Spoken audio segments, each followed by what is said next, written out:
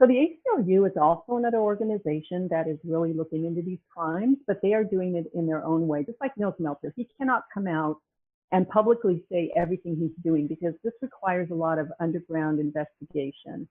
And we're certain that he's continuing his work on this. But the ACLU has consistently over the last 10 years been putting out reports here and there that indicate to us that they are also working on uncovering these crimes or investigating them.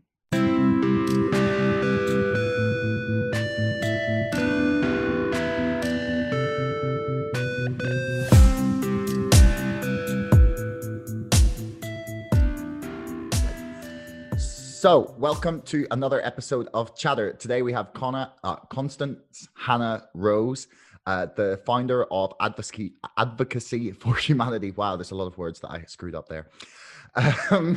Welcome to the show. Thank you, Josh. It's an honor to be here, actually. Well, yeah, I was put in touch with you after I did an episode on cyber torture, and so we're here to talk a little bit about that. But why don't you start with Advocacy for Humanity? When did you find that, and sort of what led you to finding this?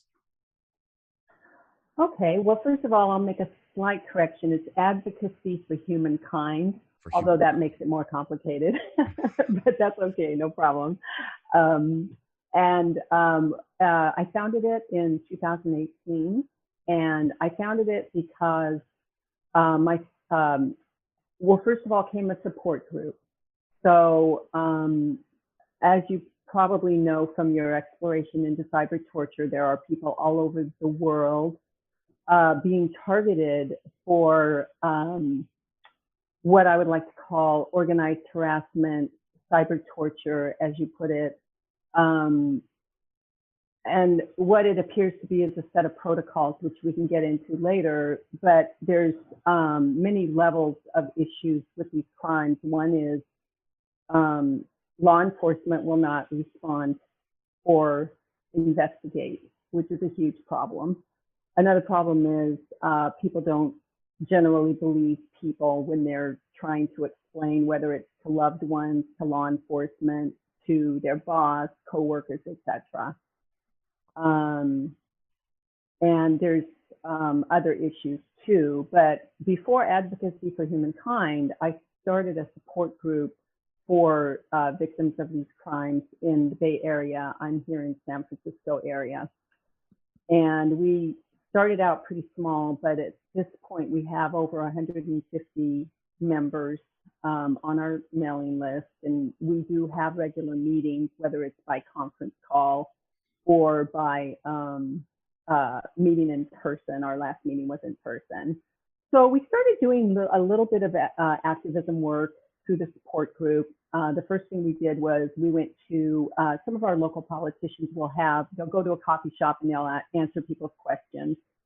So we went, and one of our members stood up and made a statement, and the politician was a local senator, and he was very interested in what we had to say. So he invited us to his office, and we spoke not directly to him, but to his district supervisor, which is typical. And we found that we were listened to, and we found out that we could present the problem in a way that we would believe, and that made the politicians and their employees want to take some kind of action. So that's how it started. And we've been visiting politicians. We've been visiting district attorneys. We have been making presentations to organizations like the ACLU and the California Association of District Attorneys, the California Police Association.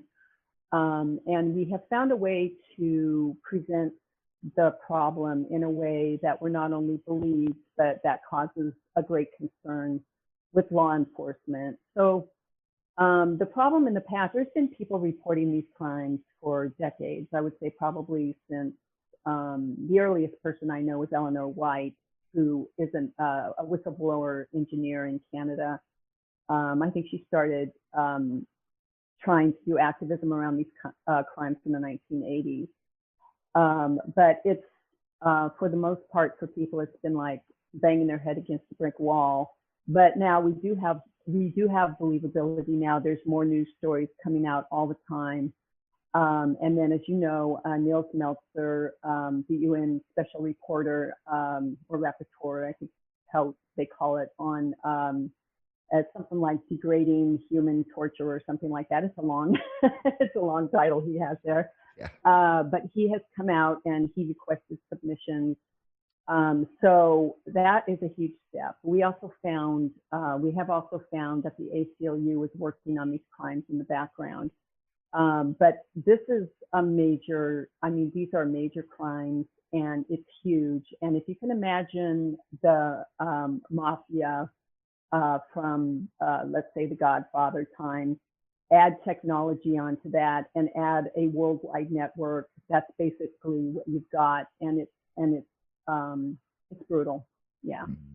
People are just being absolutely decimated by these crimes. Yeah. Yeah. I mean, I think for me, one of the stunning things about it was when I first started looking into it, when James had first got in touch with me, and it was like kind of stunning to see the number of victims. Like because I'd never even heard the term before. And the example of Julian Assange is obviously a famous one, but like it goes way beyond what's happened to him. It's there's a stunning number of victims. I mean, what Susie, I think I keep thinking Quattro. There's a fantastic journalist who's done a lot of work, and I will link her stuff in the description below. She's done a lot of interviews with victims, and just the sheer number that she was able to find that would sit and talk to her on her podcast, where it was stunning. But you talked about how you've been presenting it in a way that you know gets the attention of politicians and makes them like sit up and listen. Like, well, how have you been going about that? In what way do you approach that? Yeah, so we were really fortunate because one of the people who joined our support group, a guy named Bob, brilliant guy, he was in marketing for with Amazon and Twitter. So obviously it has a lot of marketing expertise, but beyond that, he's just a brilliant guy. So we got together, he and I and a couple of other people, and we really knocked out, you know, what are the basic precepts here? What is actually happening here? What does everybody report? And we found all the common things. And we realized that there were a couple of terms that have really been stigmatized just because people are so traumatized that they will, you know, one person will go to a politician or they'll go to somebody in the UN and they're so traumatized that they don't know how to present it. And so they come off as sounding crazy. And the terminologies that those people have been using is gang stalking, targeted individuals, that those two particular words are extremely stigmatized now to the point where over here in the US, if you go to law enforcement and you say you're a targeted individual and you are experiencing gang stalking, they will more than likely put you on what we call a 5150 psychiatric 72-hour hold in a mental facility. So we realized that we had to avoid certain terminology, but we also boiled it down and we realized this is a set of protocols. No matter what you want to call the umbrella term, and we started out calling it covert harassment, and we've learned since that that doesn't work, but it's a set of protocols. Basically, the set of protocols is deep character assassination. And I mean, when I say deep character assassination, these people are not messing around. They profile you long before you know what's going on, and they systematically destroy any relationships and social circles that they can. And that's before you know what's going on. All you know that is going on is, oh my God, why are people treating me like I have bad breath, you know?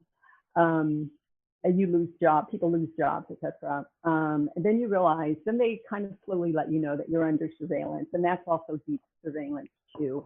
That is in the home and out of the home. And they have different ways of letting you know that you're under surveillance, but you eventually get it. Then there's the hacking of computers and devices. There's nobody I know that doesn't have their smartphone, their iPad, their tablet, their laptop, and their desktop computer. It's all hacked. The only way I've been able to kind of maintain any kind of privacy is I use an Ethernet cable with my laptop, but my iPad is all hacked. They immediately know what I'm doing on there. Let's see.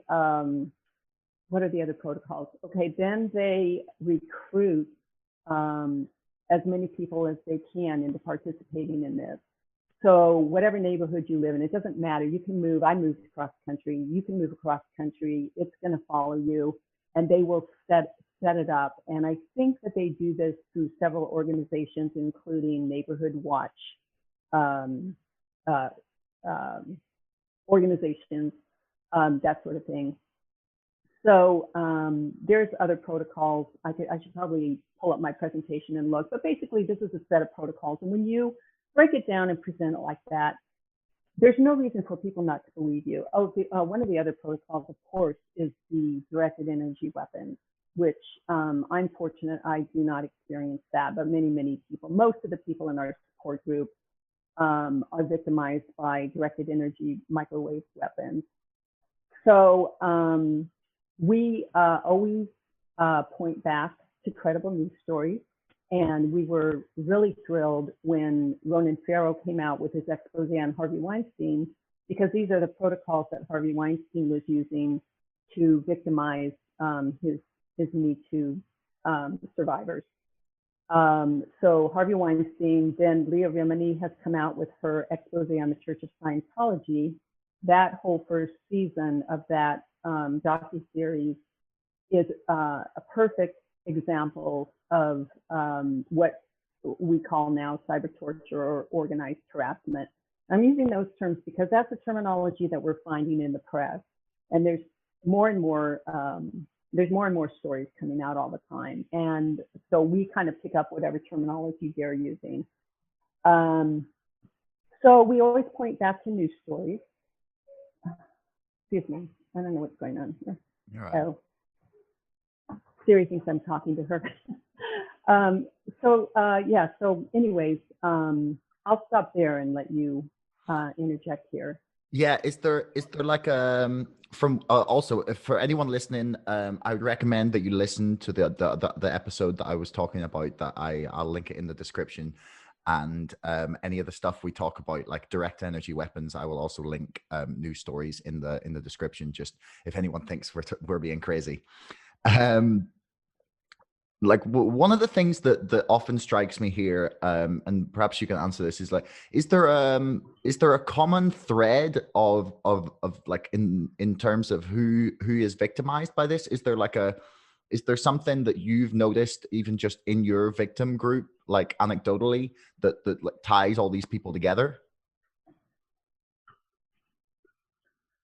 There doesn't seem to be. So first of all, I will say that we do believe it's different organizations. We do believe there is some, I'm not going to say government involvement, but government subcontractors to be sure. And I can point out why I believe that later. But obviously, organizations like the Church of Scientology, reportedly the Mormon Church uses these protocols when people, offend them. Wealthy individuals like Donald Trump and Harvey Weinstein. And then, you've got motorcycle gangs and people like that. So there's a lot of vengeful intent. There's vengeful intent. We've seen vengeful intent. We've seen that people just moved into the wrong apartment building, and the apartment building was pretty much taken over by people who participate and get paid for participating in these crimes. You met the wrong person. That's what happened to me. I just met the wrong person. So just as surely as there's different organizations using these protocols, there's different reasons. And most people, quite honestly, have no idea. They have no idea. For someone like me, there was a trigger incident. But that's not usually the case, and particularly with the microwave weapons, I think there's just people out there who have access to them, who enjoy hurting other people, and they're just kicking people out, So. Are you so why you mentioned there that you think it's some government subcontractors may be involved? Like what makes you believe that?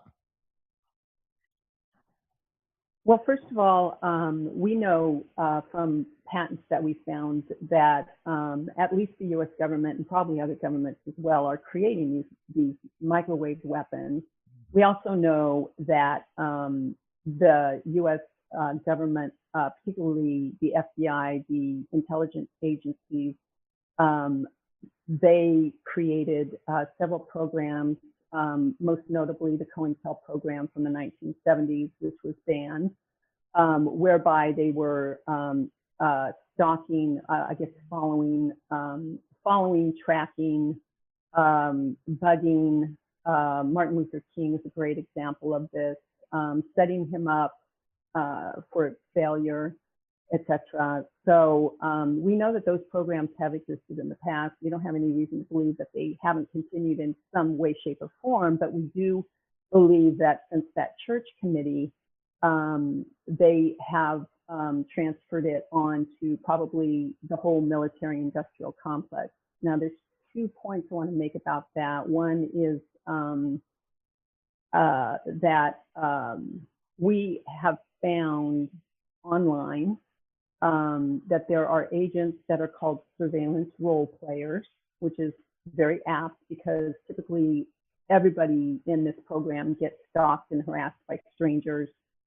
And if you look, those people all, if you look on LinkedIn, there's pages and pages and pages of these people, surveillance role players. It defines, you find out where they work, you go to the web page, it defines what their job is, and it's like, bingo, there it is. So you've got a whole system in place. I mean, by this time, I would say it's a major growth industry because you wouldn't believe how many more people are contacting us all of the time. So, I mean, this is just run rampant. If people are getting paid, there's money changing hands. It's a nonstop program, in case your listeners don't know. It goes 24/7, 365 for the victims. It can go years. People never know if or when it's going to stop. So at this point, Josh, I think I've forgotten the original question. There were 2 things I was going to say. I addressed one of them. Oh, you said why government involvement, right? Yeah. Okay. Let's see, there is a second reason. Why do I think there's government involvement? Oh, yes, because we have a number of whistleblowers. So most notably, there's William Binney, who came out of the NSA. He actually created the software that allows the NSA to view all of the information on all devices everywhere all the time. And Netflix made a documentary about him called The Good American. So if people want to find out more about William Binney, they can watch that documentary. It's very well done. So there's William Binney, there's Thomas Drake, who is in his ilk. There's a lady, Karen Stewart, who was a whistleblower for the NSA. Also, kind of notably, people don't usually bring this up, but there was a Pulitzer Prize winning novelist, Gloria Naylor. She wrote The Women of Brewster Street, which was made into a movie. That's how people would mostly know her. She became victimized. She wrote a book called 1996. It's a very small book, but it very well details how these crimes unfold on an individual. And basically what happened to her is she offended a neighbor whose brother was in the NSA. There are other FBI whistleblowers, law enforcement whistleblowers. So, you know, we know that there's rogue agents from the intelligence agencies participating in this, at least, if not the organizations themselves. And from the different whistleblowers, we hear a number of different stories. So without getting into too much detail, that's the other reason we do know that there is some government involvement. Okay. So why do you think it's not like a better known term? Because like, I like to consider myself, at least in my own head, to be like fairly up to date on even like weird things like this that happen in the world, like little obscure things, or like I like to consider myself well informed, and I had never heard the term until last year. Why do you think it is that it's sort of not very well known? And you're talking about the term cyber torture? Yeah, cyber torture, or just really any of the terms that you kind of listed or used. I just focus on that one specifically because that's yeah, that's one of the terms that Nils Meltzer uses. But like organized harassment or any of the terms that you used there, I had really like just I'd never heard them until last year. Even in relation to the case of Julian Assange, I'd never heard it. I'd say I'd seen posts about him being like being tortured essentially, but like it was never linked to those terms. Right. So the term cyber torture I'll address first because that's easy. None of us were actually calling it cyber torture until Nils Meltzer came out with his report. And because he came out with his report and he did use that terminology, which does seem to kind of cover everything. Well, there's the one-on-one involvement with the stalkers that you go through that's not cyber at all. That's happening in real time in people's lives. But it is a good term because so much of it starts online and lives online and depends on the technology. So I think that's why he came up with that term, because it kind of broadly covers everything. But none of us were using that term. Nobody that I knew was using that term. But since he has come out with that term, we are happy to embrace that terminology. So that's why that term. In terms of organized stalking, the other terminologies are gang stalking, organized stalking, covert harassment, organized harassment. I'm not sure. I do know that occasionally, about every 2 or 3 years, a magazine will come out and totally debunk that this is existing and say that everybody's paranoid, delusional, and that there's this mass paranoid delusion going on. And if you know anything about the CIA, I'm not saying the CIA is behind that, but it is a tactic. Let's put it that way. It is a tactic to keep to suppress the stories, to suppress people's testimonies, to debunk that this is going on.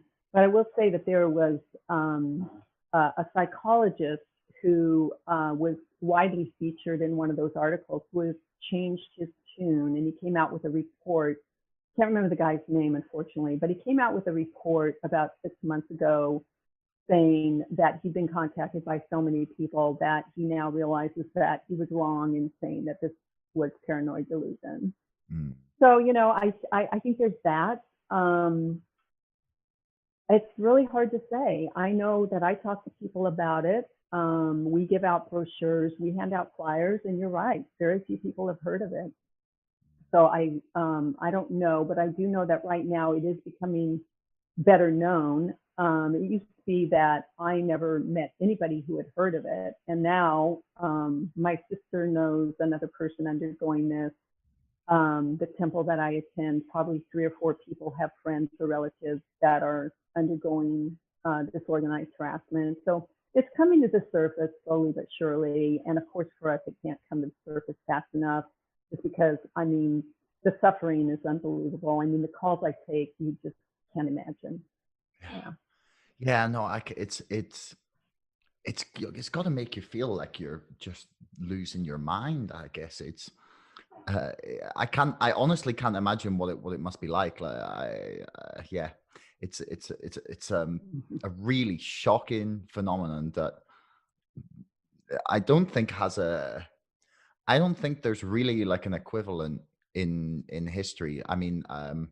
I've spoken to people talking about that it's perhaps similar to MK Ultra in that it was just like performed on random citizens. But even that, like it wasn't of the scale, at least from what I can tell of what this is. But so you compiled a report for Nils Meltzer in the UN. You put together some work for them. What was in that, and yeah, was there anything new that you discovered whilst you were compiling it, or was that more like a formality for you at that point, just to sort of like bring everything together? Yeah, the latter for sure, because we had been, at that point, we had been presenting to so many politicians, district attorneys, et cetera, as I mentioned, and we were actually right before COVID starting to form a coalition with other organizations like Amnesty International, Human Rights Watch, people like that. COVID has kind of slowed us down, but yeah, so we had the material. We just pulled it together in a particular way according to what he asked for. And we were really thrilled that our organization begins with an A because we're on the top of his list online. We were really happy about that. You've just only got what, aardvarks and abracadabra above you. Yeah, I think you're right. Aardvarks for sure would be ahead of us. But I've been blessed because up here in the Bay Area, we have so many talented people. So one of the people that I work with, Byron, he does statistical analysis. So even though it's really hard to gather statistics on these crimes, we gathered what we could, and he pulled together a really great report. And by the way, all of this can be downloaded from the UN website. And if you don't have the links, they are on our website at advocacyforhumankind.com. Huge, huge name. But yeah, so we had asked, because we had submitted a bill proposal to one of our local senators. We had collected testimonies from people. We wanted it just to be from California, but it ended up being from all across the United States. We got tons of responses, but we only edited and compiled 90 because those were the ones from California. So we submitted those ones, redacted for the names and the addresses and all of that, because we only had permission to really submit them to the senators. So we didn't want to go through and request, so we redacted the names and everything. And then we have a really good description of the crimes. And then we have Byron's statistical analysis. And then we also added a few reports from the ACLU. I'm going to mention one of those reports right now in case people are interested. There is a report by the ACLU called Trapped in a Black Box. If you put that into your Google, it will come up. You can download the PDF. This is about watch lists in the United States. And it's all very interesting to read how many people are being put on watch lists. And this goes back to government involvement again. But there are pages 30 to 33 talk about hidden watch lists, which is basically a person can be put on a watch list. There doesn't have to be any criteria whatsoever because these lists are kind of clandestine, and only the people who apparently are running those programs know. So basically, you could be put on for no reason at all. There's no criteria, no accountability. So the ACLU is also another organization that is really looking into these crimes, but they are doing it in their own way, just like Nils Melter. He cannot come out and publicly say everything he's doing because this requires a lot of underground investigation. And we're certain that he's continuing his work on this. But the ACLU has consistently over the last 10 years been putting out reports here and there that indicate to us that they are also working on uncovering these crimes or investigating them. Do you think the UN involvement now will kind of shed a little more light on the issue? I certainly hope so. I know that the story came out in a few major newspapers. I believe The Guardian was one. I know it came out like on Politico here, but it didn't get,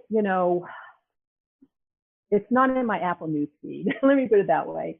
I think they're going to have to really uncover something big before it becomes a major news story, and I think that's really what it's going to take.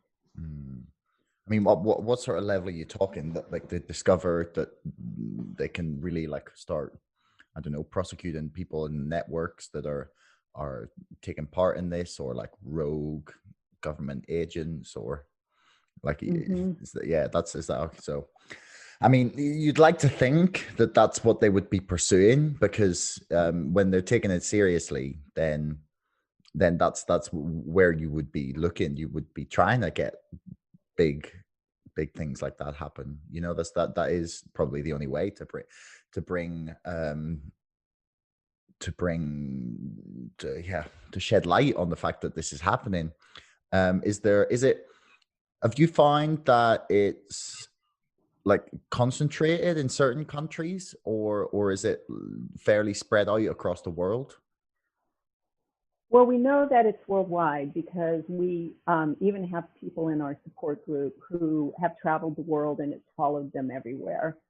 So, I mean, I think unless you're living with cannibals in New Guinea, you might be able to get away from it there. But it is definitely worldwide. I do know that Canada and the U.S. seem to be the worst places to be. Trying to think if I've heard. I don't think I think Europe is also pretty bad. I'm just trying to recall different things people have told me. But there's organizations and support groups all over the world. So you have to know that if somebody is taking, well, I'm sorry, Japan. I actually have a neighbor from Japan, and I was giving her a brochure, and she told me that it's just rampant there. It's not a secret. Everybody knows about it. So that's one country where it's extremely concentrated, and the public knows. The They public, do like a lot of activism. the general opinion is that the public are aware that this is happening. Yes, the general public is aware that this is happening. Yeah. And is there, like, I don't know, movements there, like Yes. things like you have? Is there, have they got further in trying to combat it, given that like the population is more aware, or? Yes. Absolutely. Now, I can't speak to great extent about this, but I do know that they do a lot of activism.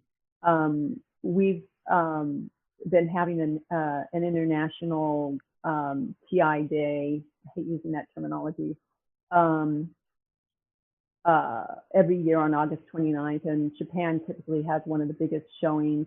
They have like local mayors and politicians showing up to their marches and their activism events. So yes, they're very, very active. In Wow. fact, we kind of are interested in maybe connecting with somebody over there and finding out, you know, exactly everything that they're doing. Mm, yeah. So what is the reaction that you get, like when you go in to present to politicians? Like, what is there like a general response that they all seem to give, or I don't know, perhaps certain ones are more stand out than others, but like what's the reaction like?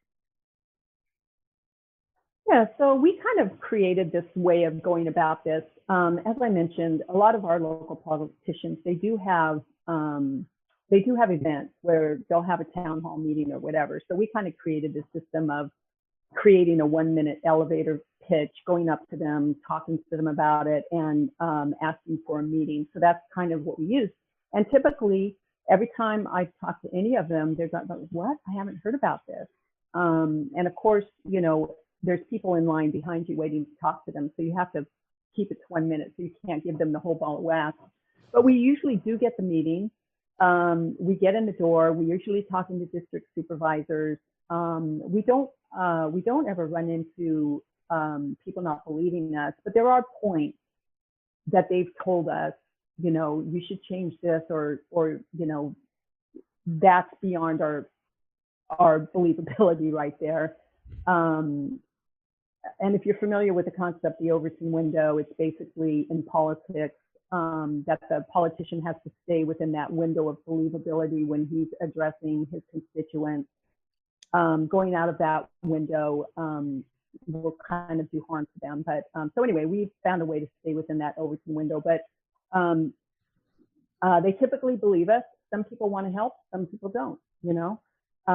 Some people have said, you know, well, that's all good and fine, but that's not of interest. That's not anything near the platform that this politician is working on.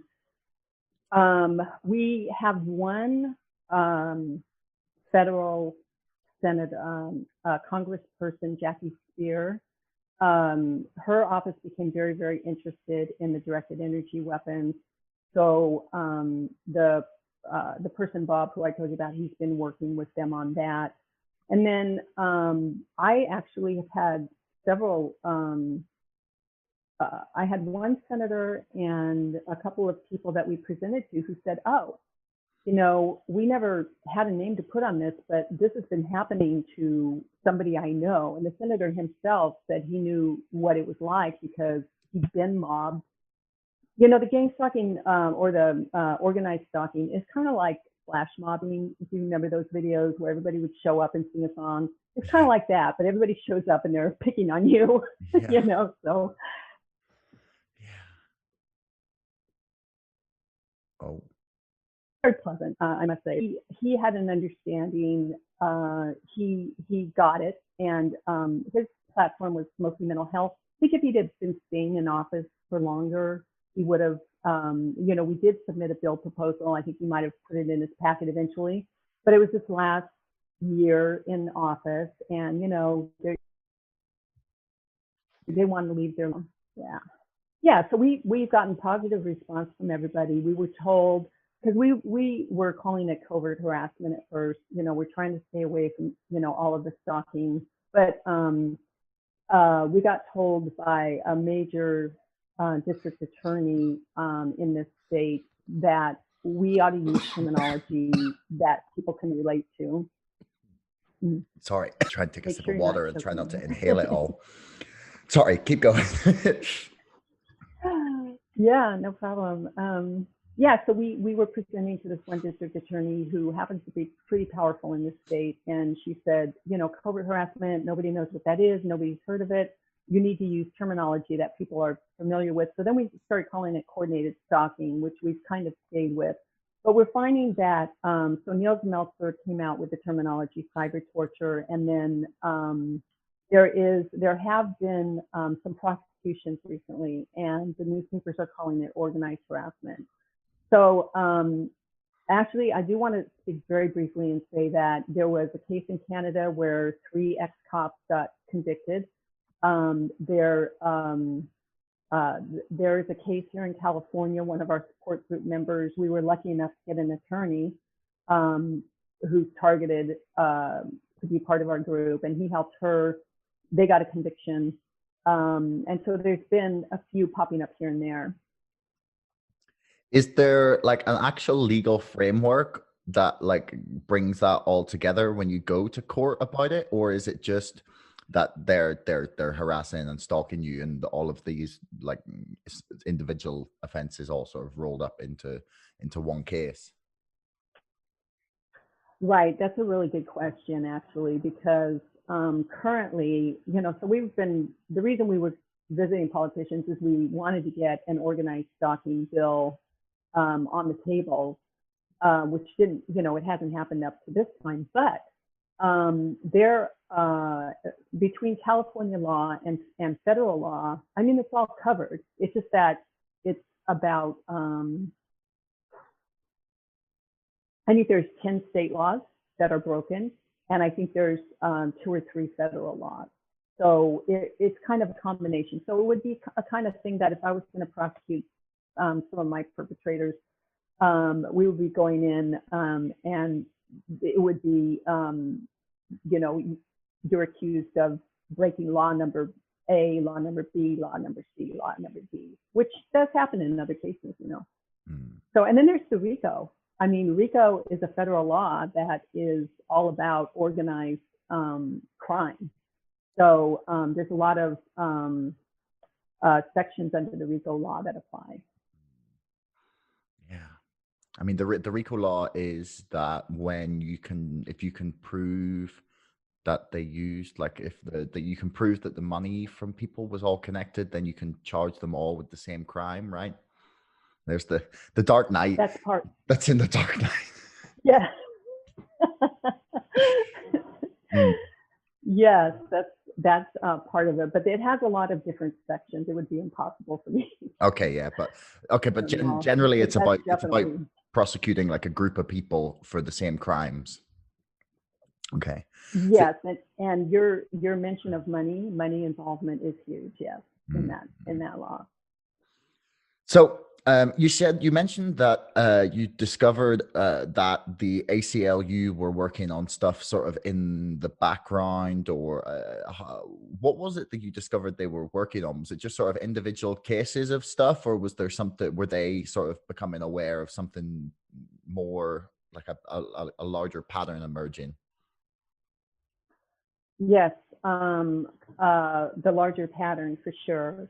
So what we know here in the U.S., and I'm not sure if this is happening in other countries. I'm assuming it's happening in Canada, but the FBI have cells all over the country that they call fusion centers. So, you know, basically what that means is there's probably somebody, at least one or two in every county where maybe there's an empty space in a strip mall that they're using, and they are coordinating this kind of activity, we believe. So nobody actually knows what goes on in those fusion centers. And the ACLU underwent a huge investigation trying to find out what they're doing in those fusion centers, and they were just not able to make any headway at all, but they did put out a pretty big report about it. So that's another one that if people are interested, I would just Google ACLU Fusion Centers report. I'll put So the they link came out with in the that. description for anyone listening. Oh, great. Thank you.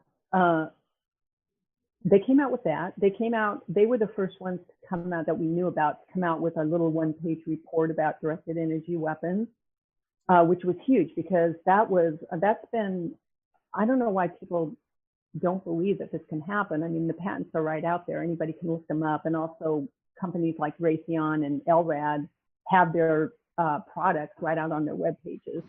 But the ACLU was the first one we know of that came out with a little one-page report about these weapons. And of course, Niels Meltzer in his report really goes into that.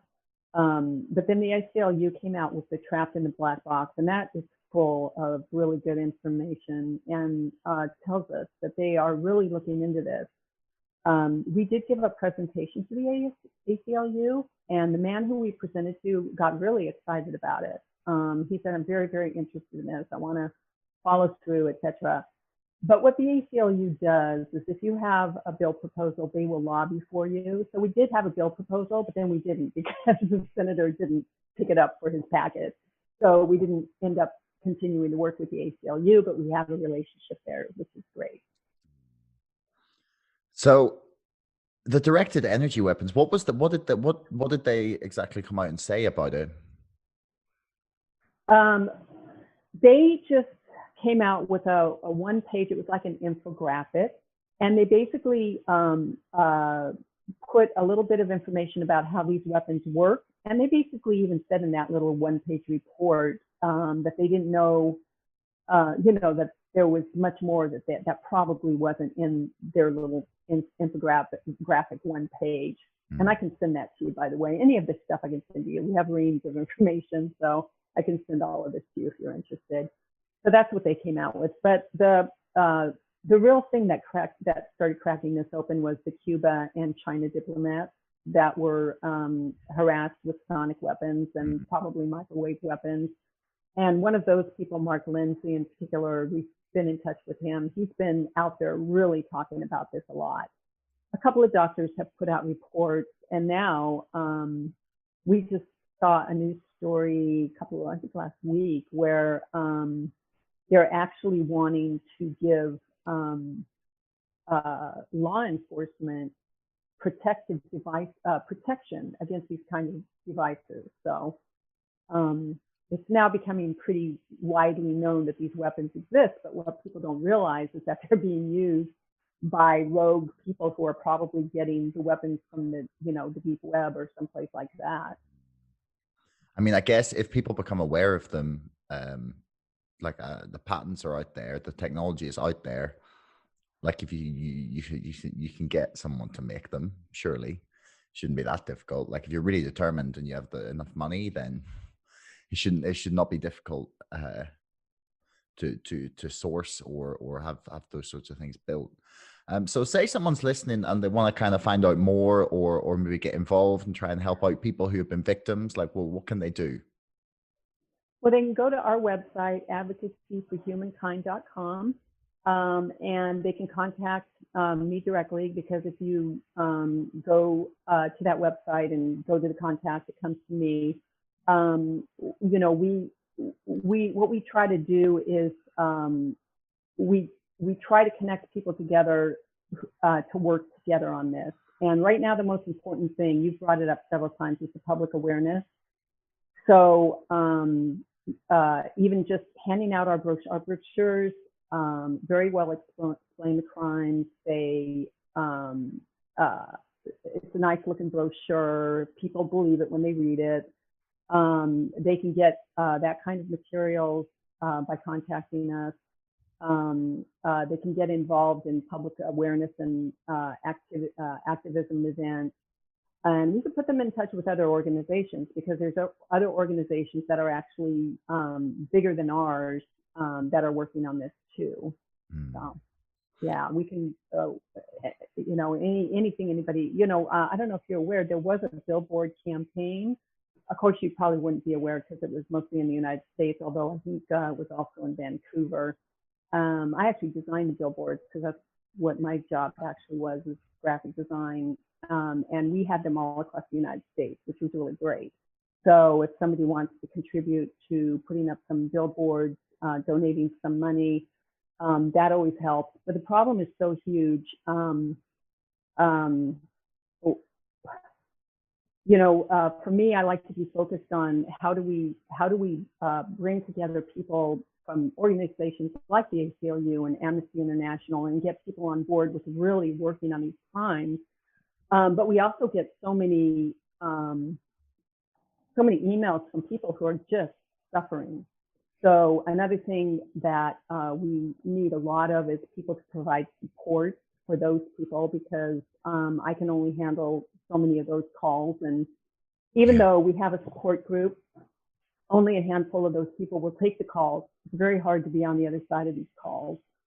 So if there's anybody out there who has I would say therapy type training, who's willing to put a few hours a week into talking to somebody who's extremely traumatized, that could really help. But yeah, if they contact me, I can guide them in the right direction or give them work to do. I always tell people, oh yes, I can give you plenty to do. Well, that seems like a really lovely note on which to end things. Thanks very much, Constance. It has been a pleasure. For people watching. All the stuff we've talked about, I will have links in the description below. You can check out everything we talked about. All right. Thank you so much, Josh. We really appreciate that you're willing to help us bring more public awareness, and I'll continue listening to your podcast. Yeah, thanks. Thanks so much for listening. If you haven't already and you enjoyed this episode, please subscribe to this podcast and to our mailing list. And don't forget, my book, Brexit, The Establishment Civil War, is now available for pre-order on Amazon. You'll find the link in the description below. Until next time, thanks so much for listening.